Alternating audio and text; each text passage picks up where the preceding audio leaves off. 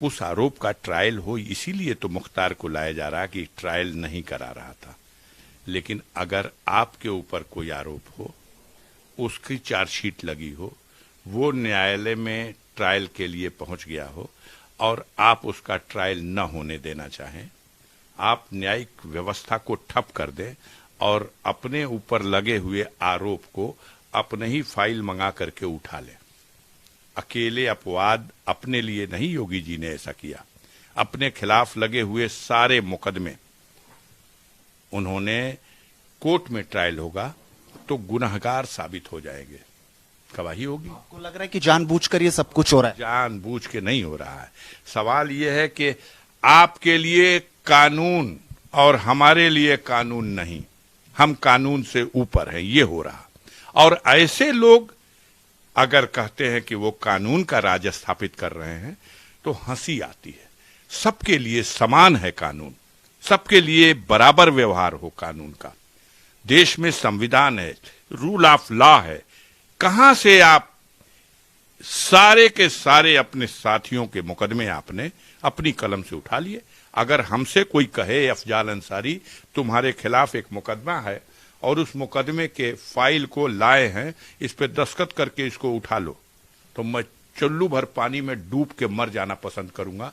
लेकिन अपने विरुद्ध लगे हुए आरोप का मुकदमा अपनी कलम से नहीं उठाऊंगा, न्यायालय में जाऊंगा, इसका परीक्षण कर लो और हम अगर दोषी हों तो गुनहगार कहो, अगर हम निर्दोष हों तो मुझे बरी करो। उन लोगों ने बयान दिया है कि गाड़ी आएगी या उत्तर प्रदेश की सीमा पे आते आते पलट जाएगी। हमने ड्राइवरों को ट्रेनिंग तो अच्छी दी है, लेकिन 900 किलोमीटर की यात्रा में अगर आंख उसकी लग गई तो गाड़ी पलट जाएगी।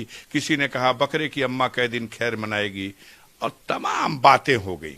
लेकिन अब क्या कहें, शर्म तो उस दिन हमको आई जिस दिन लोकतंत्र के सबसे बड़े मंदिर में, विधानसभा में, इसी बजट सत्र के दौरान माननीय मुख्यमंत्री श्री योगी आदित्यनाथ जी ने कहा कि उत्तर प्रदेश का गुनहगार पंजाब की जेल में है। गुनहगार किसी को कहने के लिए, किसी जिम्मेदार आदमी को कोई सड़क छाप कहे कोई बात नहीं, किसी संसदीय ज्ञान रखने वाले को अधिकार नहीं है, सिर्फ न्यायपालिका को अधिकार है। भारत के कानून में सिर्फ न्यायपालिका को यह अधिकार है कि वो किसी को गुनहगार या दोषी कहे। कोई आरोपी है उसे आप गुनहगार नहीं कर सकते। अपने गुनाहों के लिए तो परीक्षण होने नहीं दिए, और दूसरे को सरकार, आप कहां से उसको गुनहगार डिक्लेयर कर सकते हैं? आप अपने आप को चोंगा पहन लिए तो जज समझ गए क्या? आप जज तो नहीं हो। आप किसी को गुनहगार नहीं कह सकते, यह गलत शब्द का इस्तेमाल हुआ। आप किसी को दोषी नहीं कह सकते क्योंकि गलत का इस्तेमाल हुआ। एक आरोप है और उस आरोप का परीक्षण, और परीक्षण न्यायालय तय करेगा कि यह व्यक्ति दोषी है, गुनहगार है या निर्दोष है। ये बेईमानी की बातें हैं। न्याय की बात करिए। आपकी बात सिर्फ कुछ भक्त लोग सुन के जितना खुश होते हो, 80% जनता थूक रही है। 80% जनता उसके हित में दुआ कर रही है और 80% जनता बेचैन है कि उसके साथ अन्याय हो रहा है। गरीब क्या समझते हैं? हमारी जात, हमारी कौम, हम जिस जनपद से बिलोंग करते हैं वहां गूगल में आज जाके खोल के देखिएगा, 9% मुसलमान है गाजीपुर में। 9.25% नहीं, 9%। 91% गैर मुस्लिम है। और कैसे सब आपको वोट दे रहे हैं? वो सब आपके साथ तो कैसे? मनोज सिन्हा के एक हस्ती थी, अमित शाह पर्चा भरवाने गए थे, मोदी जी 3 सभा किए थे, योगी जी 3 दिन वहीं रह गए थे, और 1.25 लाख वोट से जनता ने फैसला दिया। 9% वाला प्रधान नहीं होता।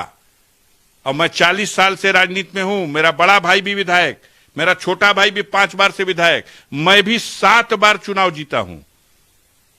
आप क्या समझते हैं यही तरह हो जा रहा?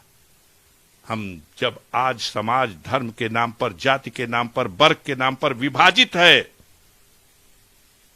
आज के इस विभाजित समाज में भी पूर्वांचल में जहां हमको जानते हैं, हमारे परिवार के इतिहास को जानते हैं। वो लोग जानते हैं कि ये वो लोग हैं जिन्होंने देश के आजादी की लड़ाई में इनके पूर्वजों ने अपना योगदान दिया। 12 स्वतंत्रता संग्राम सेनानी लिस्ट निकाल के बता दो उत्तर प्रदेश में कौन है, इस पूरी जमात में जो लोग बैठे हुए हैं।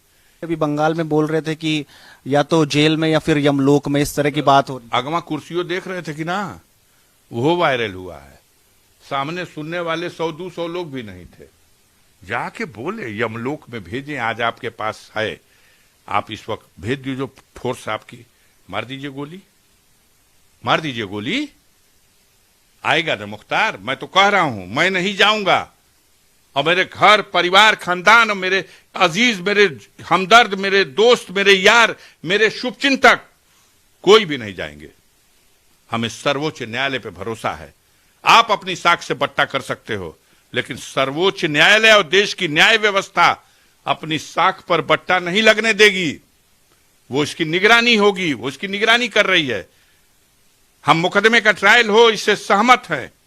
उसके विरुद्ध लगाए गए झूठे आरोप, ये कलंक जल्द से जल्द उसके दामन से धो दिए जाएं।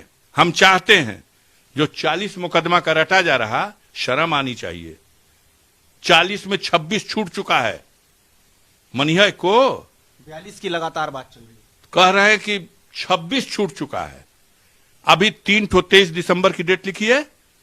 23 दिसंबर को लखनऊ एमपी एमएलए कोर्ट में छूटा है। 23 दिसंबर, इसी 23 दिसंबर को